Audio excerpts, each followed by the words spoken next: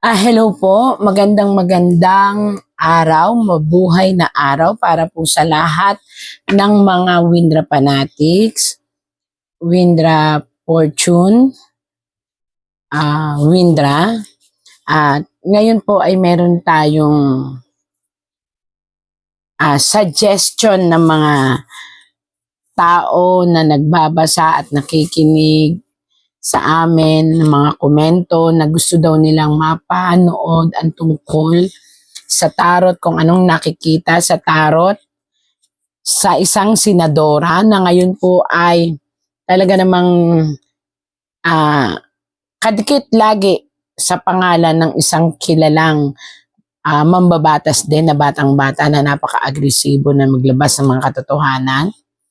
Ang kanyang pangalan po, siya po ay isang ina ng isang palaban na ating mambabatas. Napakabata ng batang ito, pero ito pala ang kanyang ina, si Loren Legarda.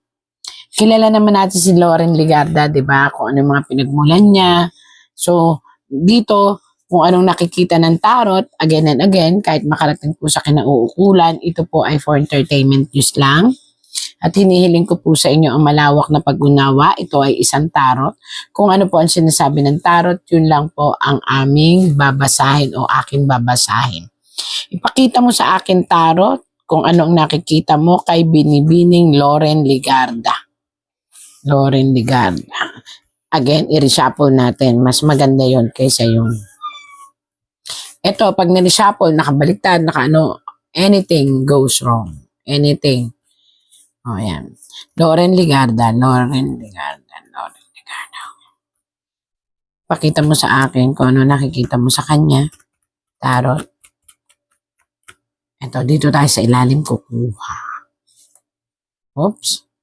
Ito si Loren Legarda. Kitang-kita natin isang babaeng nakaupo sa isang matayog o mataas na posisyon ng politika ng Pilipinas. Ito nakikita ninyo dito. Ito ay isang signifies na mayroon siyang kapasidad na umupo o sinasabi na kilalanin ng sanlibutan. Ayan, ng buong Pilipinas. May talino talaga siya. At the same time, meron siyang mga pinagdaanan sa politika na maaaring sinasabi natin na mayroon na ring ipinagmalaki sa politika ng Pilipinas. Ayan. Oops, eto pumapasok na tayo. Pero ang pagiging politician niya ay ngayon ay nagkakaroon ng bahid o problema.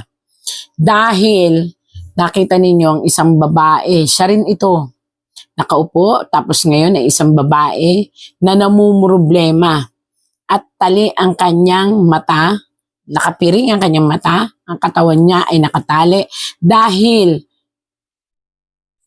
nakita niyo itong kulang red na to, ito ay isang problema ng pamilya. Ayan, nakita niyo, pamilya.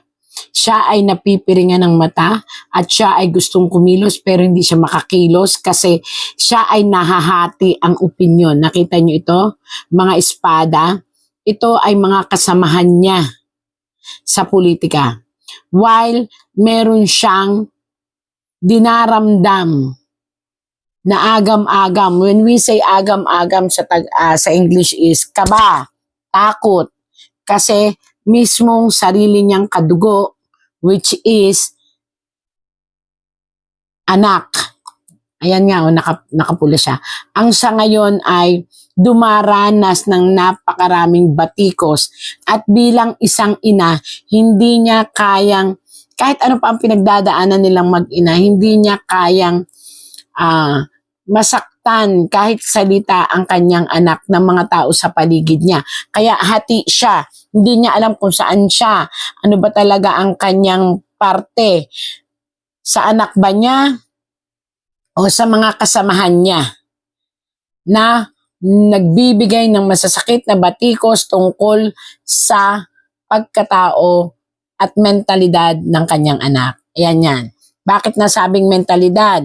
Kung mapapansin niyo po, Nakatusok sa lupa ang mga espada. At ang liwanag ay nandun sa pinakadulo. Pero dahil nakabaliktad ito, ang kinu-question nila ay ang mentalidad at ang kakayahan ng bata na anak ni Ligarda. Ang tanong, paano nakita rito na anak ni Ligarda? Etong damit po niyang to ay signifies ng isang dugo na mula mula dito hanggang sa kanyang pagkatao, hanggang paa. Ibig sabihin nun, hindi lang ito kapatid. Kumbaga balot na balot siya. Itong problemang ito ay sitwasyon ng anak niya na nasasangkot sa kanyang mga kasamahan at hindi niya alam kung saan talaga siya at paano niya pagtatanggol, paano niya ipapaliwanag. Ayan ha. Bilang isang ina, siya daw ay nakatali. Pero bilang isang politician, ayan, siya ay nakaupo at nakikinig sa sitwasyon.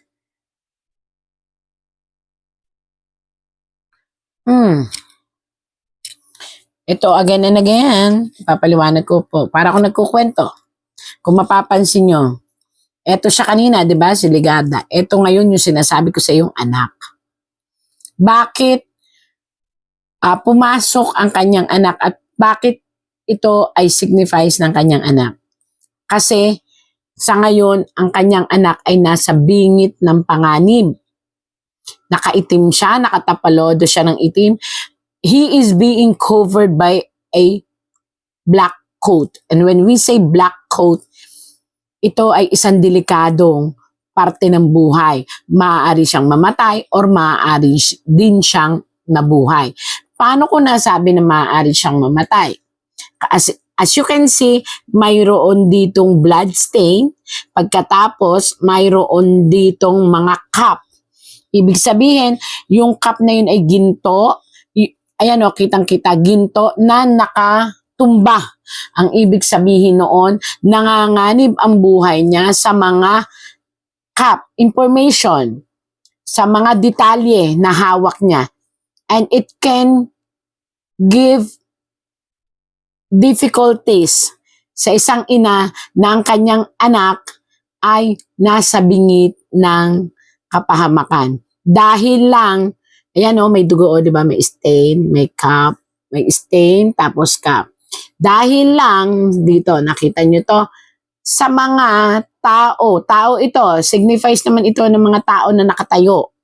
Dahil lang sa mga tao na, dalawang tao na nasasagabalan. Actually, marami itong tao kasi nakahiga na eh. Pero impormasyon. Kaya lang may dalawang tao na talagang, hindi ko alam kung sino itong dalawang taong to, na nagagalit at nag-iisip na sila ang mababanatan at the end of all the revelation na hawak ng batang to. So, ang hirap talaga. Mahirap maging isang ina at maging isang mambabatas. So, naiintindihan ko siya kasi isa rin akong ina. I am not a perfect mother, but I love all my anak. Okay? Ganon din siya. Isa siyang politiko, pero anak na niya ngayon ang nadadawit. At may kinalaman pa ito sa buhay, ha? Kaya nakakaawa din si Ma'am Loren Ligarda. Oh, but unfortunately, bakit may unfortunately? Nanganganib ang buhay nitong batang ito? Unfortunately, hindi siya natatakot. Napakatapang ng inilabas ni Loren Ligarda na anak. Ako po. Hindi siya natatakot. Ang gusto niya, ipakita ang katotohanan, ayon, ang timbangan ng katarungan. At ang gusto niya ipamigay sa mga tao mahihirap ang anumang pera na kanyang anumang pera na kanyang makukuha sa anumang sitwasyon tungkol dito sa katarungan ng korupsyon, gusto niyang maibigay sa mga tao. Ito yung mga tao, kitang-kita nyo, na mamalimos daw ang mga tao while ang katarungan ay nakukote. Ibig sabihin, ang katarungan, kitang-kita, ayan po. Ito signifies ng taong naghihirap, ng bansang naghihirap, pero siya ay nakakoat ng gray. Ibig sabihin, ang katarungan ay naghihingalo. Ayan, nakita nyo? Pagkatapos ito namang isang taong ito, signifies din ito ng mamamayan. Ito pareho silang mamamayan ha. Pero ito signifies naman ito ng kagipitan, ng pera, ng simbolo. Napapaligitan ng maraming pera. Itong batang ito, hindi siya after sa pera. Kasi parang, kumbaga, marami na siyang pera. Pero after siya sa katarungan at maibigay muli dito sa mga mamamayan ang katotohanan ng simbolo ng ipinagtatanggol niya at inilalabas niya. At upang malaman ng tao na may isang taong, dalawang ibig sabihin nito, na may dalawang taong biktima. So naniniwala siya na ang isang tao at ang mga mamamayan ay biktima ng injustice. Ayun yun. Bakit sinabing injustice? Kung mapapansin ninyo, gusto niyang level ang timbangan. So naniniwala rin siya na sa kanyang ginagawa, magigising ang mamamayang Pilipino. Ayan. Kung masyadong tong revelation na ito. At ayaw din niya ang nangyayari na pagdiriwang. Ano kaya itong ayaw niyang mangyari na pagdiriwang? Ayun. Ayaw niya nang nakikita niyang pagdiriwang habang ito inang bayan to inang bayan. Bakit ko sinabing inang bayan? Naka-coat siya ng dilaw, naka-coat siya ng pink, naka-coat siya ng pula. Tapos, nakita nyo itong green grass. Lahat nasa component nito. So, ibig sabihin, lumalaban ang inang bayan, lumalaban ang mga tao, lumalaban ang ekonomiya. Yan. Habang nagsasaya daw ang iba, nagsasaya, lumalaban ang ekonomiya, ang mga tao, at may mga nakaupo daw ito, na mga tao, lalaki signifies, na parang nakita nyo po ito, inang bayan din ito, kumbaga budget ito, ayan ang daming pera, tapos ito, budget, na kinukuha ang ating yaman, ang ating budget, ang inang bayan kumukuha ng budget tapos ibig sabihin na kinukuha ang budget ng inang bayan tapos inililipat lang at kumbaga inuubusan tayo ng source of fund. Inuubusan tayo ng kwarta, inuubusan tayo ng pera. Ang linaw di po ba ng kwento ng tarot? Doon pala siya, yun ang pinaglalaban niya, na mayaman ang bansang Pilipinas. Kaya lang, dahil sa korupsyon, ayun, kinukuha, pagkatapos tinatapon. Tapos, ang pinagtatapunan, wala lang. Baka doon siya natatakot ang maubusan ang bansang Pilipinas at hindi na makatayo ang inang bayan. Yun pala ang gustong mangyari ng ating libiste na anak lumabas kay Ma'am Ligarda dahil anak niya, na ipinapaliwanag niya ngayon sa kanyang ina na ang gusto lang niya is malaman ng mga tao ang katotohanan para hindi na maubusan ang inang bayan, ang Pilipinas. Ang problema, pumapasok tayo sa nakabaliktad si Ma'am Loren Ligarda. Hindi niya alam kung paano niya matutulungan ng anak niya na hindi maaapektuhan ang kanyang posisyon bilang isang politician or magkaroon ng bias. Mahirap talaga yan. Mahirap talaga yan. Parang nagkukwento na sa atin ang tarot. Mahirap talaga ang kalagayan niya kasi may nagsasabi na kailangan ang impormasyon ay tama. At habang nililitis, pero ako na po nagsasabi, alam ni Ma'am Loren Ligarda na lahat ng hawak ng kanyang anak ay authentic. Lahat ng mga papeles na hawak ng kanyang anak ay authentic. Hindi pa lang siya nakakapagsalita, ayan dahil ayaw niyang, kaya meron siyang cup na pula. Ayaw niyang masabi ng buong ayan, mga mambabatas yan or buong mga kaibigan niya, kakilala niya sa politika or lahat ng tao. Wala pa rito ang mga taong mamamayan ha, ng mga simple, puro ito mga kap, puro ito may mga sinasabi. Ayaw niyang masabi na siya ay mayroong kinakampihan. Ayaw niyang masabi na kinakampihan din niya ang anak niya. Pero everything that she heard from his son, she know from the very first start na authentic ang hawak ng kanyang anak. Which unfortunately, nagbibigay din ng chaos sa mag-ina. Ayan, hindi natin alam ang buong sitwasyon, pero sila palang mag-ina, mismo sila nagdidibatihan, mismo sila nag-changing ng opinion. Unfortunately, hindi natin nakikita, pero nakita ni Tarot. At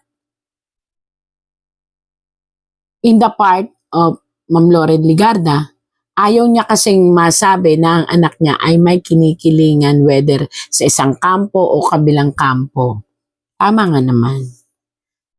But unfortunately again, ang anak niya, dun siya sa isang tao na alam niyang ginawa lang ang lahat para matulungan ang Pilipinas na makabangon sa mga drug abuses. So, dito makikita natin na ipit talaga si Ma'am Ligarda kasi yung anak niya is wala sa kanyang masamang tinapay. Ang gusto lang niya is ipakita na hindi ito problema ng Duterte. Sasabihin ko na, hindi ito problema ng Duterte.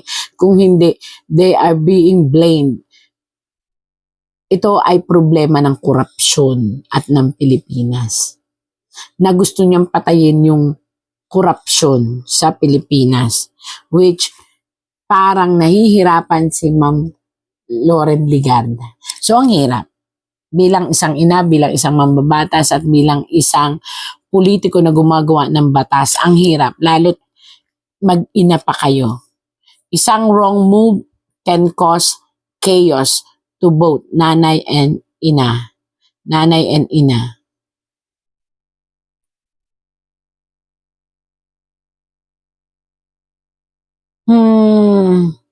Ang pangit kasi, darating ang time, bibigyan talaga siya ng posisyon si Ma'am Loren Ligarda. Bibigyan talaga siya ng posisyon.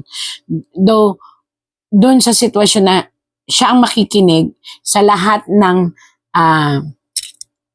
kumbaga ako, isang ina, pinakikinggan, nasa isang lupon o parang usapin ng matataas na mga hurado o husgado, papakinggan mo ang hawak na ebidensya ng iyong anak. Dadating ang times talaga na mahihirapan siyang magdesisyon. At bilang isang anak, hahanapin ng anak kung saan talaga kakampi ang kanyang ina. Yun po ang nakalagay dito sa tarot. And sa sitwasyon na to, maiipit po si Ma'am Loren Ligarda. Whether sa side siya ng anak niya or whether sa side siya ng mga tatamaan ng mga ebidensyang hawak ng kanyang anak.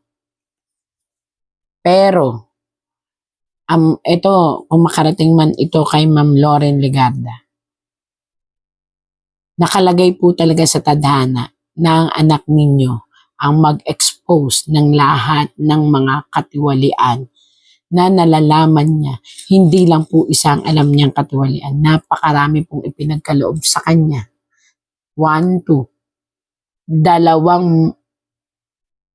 ibubunyag pa niya na parang apektado lahat. Apektado lahat. At yun ay maiipit ka, ma'am. Kasi kung paano ka magdidesisyon, may kinalaman din ito sa safety ng anak niyo po. Ayan. So, yan. May isang tao na gusto siyang tanggalin sa mundong ibabaw dahil sa mga hawak po niya na ebidensya. at hindi ko po alam kung sino yun. Pag-ingatin nyo na lang po ang anak nyo. Kasi dito, may luha po kayo. May luha kayo. And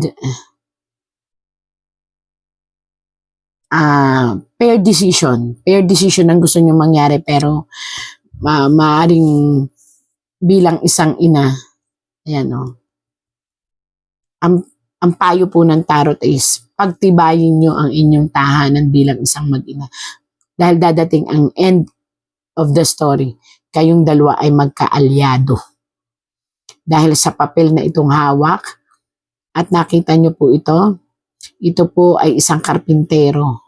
Ibig sabihin, sisirain ng karpinterong ito ang anumang negatibo. Maganda po ito.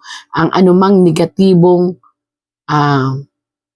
kapahamakan ng anak mo dahil sa papeles na ito. So may hawak na papeles ang iyong anak, at ito ay iyong malalaman na totoo. Dahil alam mo naman from the very first start na totoo ang mga hawak ng anak mo.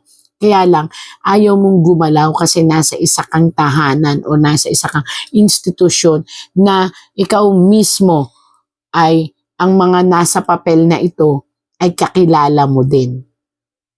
So ayaw mong malagyan ng anumang intensity ng bias na desisyon.